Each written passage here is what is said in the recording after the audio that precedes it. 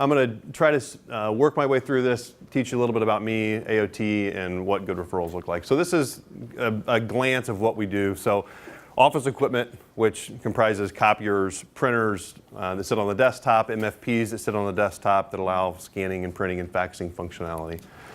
When you give a referral, you want to make sure that the person you're referring is good at what they do. This is just kind of some indications of that we're good at what we do. And this growth number here, this Pacesetter Award, which we won last year, our fiscal year just ended the end of last month, and we'll be on the list again this year. It's based on revenue growth year over year and employee count year over year. So we're not just growing we're not just selling a lot of stuff. The processes and back end pieces are in place to make sure that we keep our customers and that we're running a business efficiently.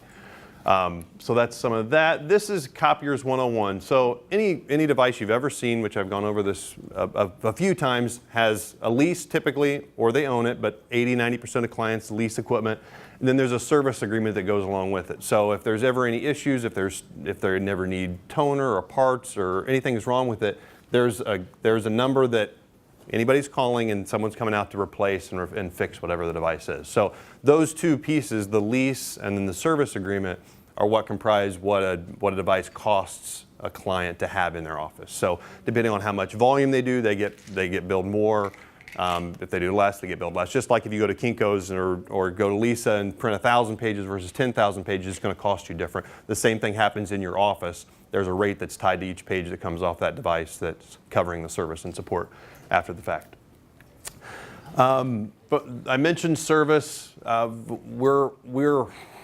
We've doubled our service department in the last year, I would say, and we're going to add 2 more techs in the next couple months. So we're every year or every month, the equipment that we sell and have sold gets older, and so as stuff gets older, it has more issues, and so making sure that we're building up the service siding, making investments there are important. So this is just some of the things that we do. Another thing that people like, that clients like, is this courtesy call. So every 90 days, if a device hasn't seen one of our technicians, we schedule time to go out and see them. So it give a client a little warm and fuzzies that we're out there taking care of them and they're getting something for what they're paying for every single month. This is a product range of what we work with, stuff that's as small as a desktop. You know, Heath has not doing a ton of volume of printing, but is doing enough that he doesn't need to go out to Office Max and Staples. He's spending more money doing that than having a small commercial system. So from a small desktop side to clients that have offices across the country are within our bandwidth. This is the most common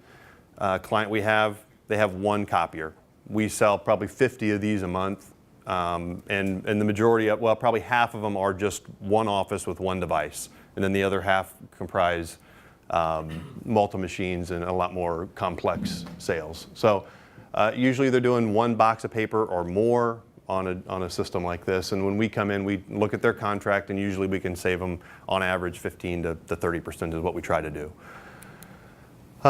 Example 2 is kind of a regional client that has multiple locations within the greater Atlanta area.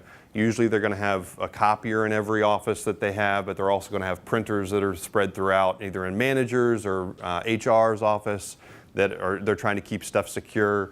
And so managing that is a headache for IT. It's also very expensive. Or if you have a lot of different locations, you may have, you know, Susie in Alpharetta that's ordering from Staples, and Mary in Marietta that's ordering from somewhere else. And so there's not a good visibility into the cost of these systems for the business. So when we come in and we do an assessment, we load something on their network that tracks all the printing that they're doing, so we can put a number on what they're spending, what they're running, and then we put together solutions that comprise copiers as well as printers to support their users and make sure that the cheapest way to print is on a bigger copier.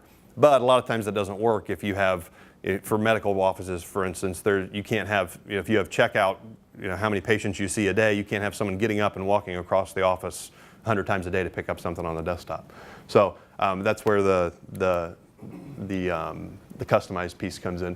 This is the last example I'm going to give. This is kind of a national support option. A local company here that has 150 or 175 offices across the country. It's actually a tutoring company here in Duluth.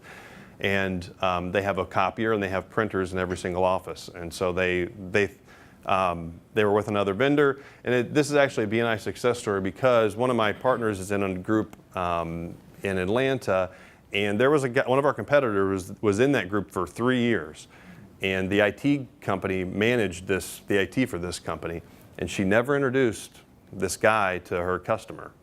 She got to know, so it's about the know, like, and trust thing that Ron eloquently put. So you got to just back to the fact that you got to earn the referrals you get, and you got to build trust with your referral partners in this group. It's not just a given that you're going to get business from someone, and so that's a great success story. So these are what good referrals look like for me. Some of these things I've mentioned in the 30 seconds, but I want to put them up here because sometimes you've said something a million times and you say it again, and somebody would trigger something in your mind that this is a good introduction. So contractors, urology groups, retirement homes. Those are going up all over the place. Churches are always great. Closing attorneys, private schools and charter schools, we work really well with. We don't do anything with public schools. Just the process to get all that done and the money we make on it's not worth the time. But private schools and charter schools are great. Tax attorneys, pharmacies, orthopedic groups, daycare centers, technology companies. The technology companies is kind of a unique thing because a lot of times historically, if you had a lot of employees, you had a lot of people that were printing. But as you get more and more tech firms, a lot of their stuff they're not printing as much anymore. But there's still some out there that do that. Marketing companies and advertising companies, they're more critical of color that comes off. They're printing samples and doing proofs of the work that they're doing. So they usually have colorful proposals that they're putting in front of their clients to get them to do stuff. Those are great clients for us. Commercial realtors, plastic surgeries, office cleaning companies. And the timing to introduce is usually, well, anybody who has a copier, as I'll get to in a second, is a good introduction. But usually it makes sense and they can make some changes if they're either unhappy or open to new technology when they're 2/3 of the way through their existing contract. So everybody is already in an existing long-term contract, but there's ways to make that go away every single day. The other strong thing, which is an easier way to introduce me, is to referral sources. So managed IT groups, people who sell phones, commercial movers, furniture, office supply companies, business consultants, commercial security companies, anybody who's in B2B sales that's calling on the CFO, IT departments, controllers, firm managers. Those are great contacts. We're usually calling the same type of people, and it's an easy way to get introductions. And we're both trying to get through the mess of who to talk to and who's a good resource for them because they're getting called on by everybody in all these industries every single day. There's 2 ways to refer me. The easy way is just if you know a client who has a copier, tell me. I'm not going to make you look bad. The other way, if you want to do the BNI way, you ask your client, I see you have copiers, do you handle the contracts? I have a friend who works with a lot of mutual clients. I think he'd be a good resource for you at some point. Can I send him your name? A side note, low pressure.